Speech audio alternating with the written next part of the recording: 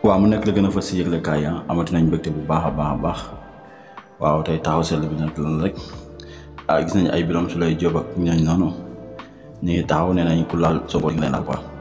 parce que c'est normal quoi parce que tamit ñoom tamit am nañ droit tamit défendre ko c'est normal kon nañu bàyyi xel ci doole bu baax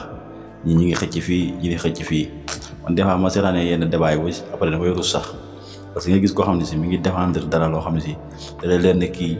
défendre ko ngir gëm-gëm défendre ko te yàlla tax da koy défendre ngir lan ngir mbuux bu muy am ci président wala dara nañ bàyyi yooyu.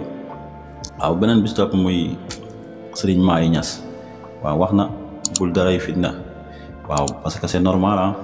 waaw ndax kilifa yi nañ teel a wax waaye nag ki njëkk a wax ak principal mooy Macky Sall parce que fitna bi moom buñ ko bëggee indi rek mooy ñu jéem a téye Sonko loolu mooy indi fitna buñ ko téyee même Sonko bu neexee nit ñi toog leen fitna dina am. waaw di féliciter suñu équipe nationale bu baax a baax qualifié nañ demi-finale di leen ñaanal di bëggee ñëpp jërë ngeen jëf.